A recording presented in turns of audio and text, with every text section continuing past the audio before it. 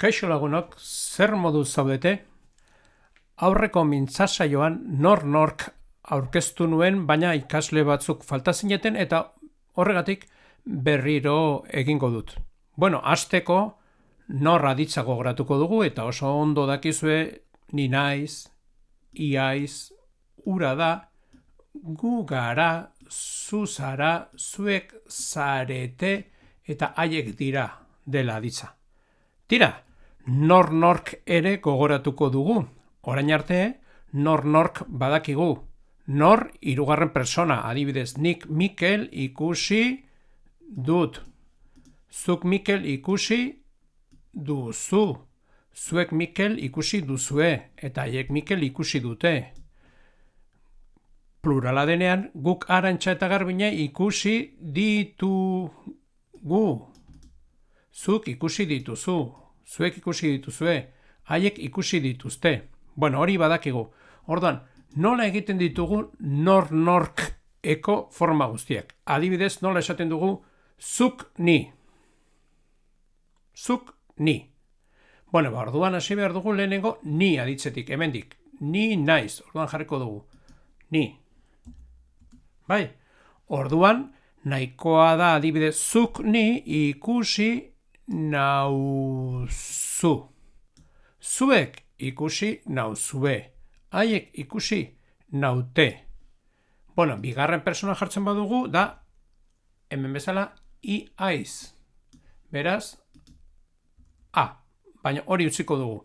Hirugarren persona egiten badakigu, nik du, tik du, kar du, guk dugu, zuk duzu, orduan egingo dugu pluraleko lehenengoa, gu. Orduan, gu nola da, gu, gara, orduan, ga jarriko dugu hemen. Ga, orduan, gu plurala da, eta horregatik it hori jarri behar dugu. Orduan, adibidez, zuk gu izango da, zuk gu kalean ikusi gaituzu. Eta zuek gu gaituzue. Eta haiek gu gaituzte. Ados? Bueno, goazen bigarren pertsonara. Zu zara, zeta, hemen jarriko dugu.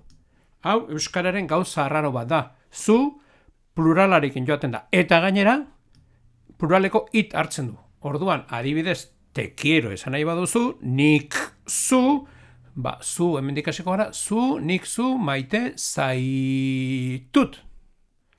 Eta pelok zu maite zaitu.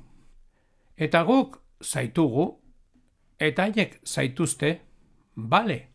Nola desberdin dugu orain aldian zu eta zuek, zu zara, zuek zarete. Hemen, fijatzen bazarete, berdin jarriko dugu za, eta te hemen daukagu. Orduan, nik zu zaitut, baina nik zuek zaituztet. Adibidez, nik zuek izugarri maite zaituztet. Eta pelok zuek izugarri maite zaituzte. Eta guk zaituztegu. Eta haiek zuek doblete zaituztete. Bueno, esaldi batzuk egingo ditugu.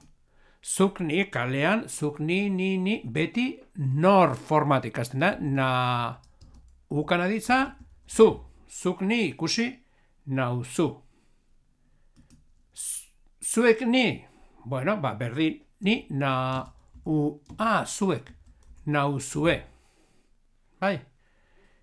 Nik zu izugarri maite, nik zu, zu zara, zu plurala bezala, zaitut. Izugarri, bueno, gaizki jarri dut aditza, izugarri maite, zaitut. Nik zuek izugarri maite, zaituztet.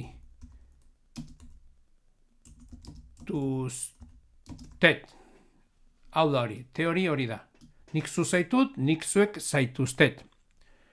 Lagunak gu, gu. Nor gu, gu gara, gu ga it pluraladako, eta lagunak gaitu. Lagunak gu ikusi gaitu. Ark. Haiek, haieku, gaituzte, bai? Eta zuk, gaituzu, eta zuek gaituzue. Bale, eta hemen azalpen txiki batzuk. Norra ditza, nork beti nor morfemarekin hasten da. Zuk ni nauzu, haiek ni naute. Ark gu gaitu, haiek gu gaituzte. Eta ditzaren bukaeran jartzen dugu nork. Adibidez, patxik gu ikusi gaitu. Baina patxik eta arantxak ikusi gaituzte. Lehen esan dugun bezala, zu eta zuek bereizteko te erabiltzen da. Nik zu maite zaitut, baina nik zuek maite zaituztet. Bueno, espero dut azalpen honek pixka bat laguntzea. Eta ulertzen ez baduzue, badakizue non nagoen, idatzi eta deitu, idatzi edo deitu eta galdetu.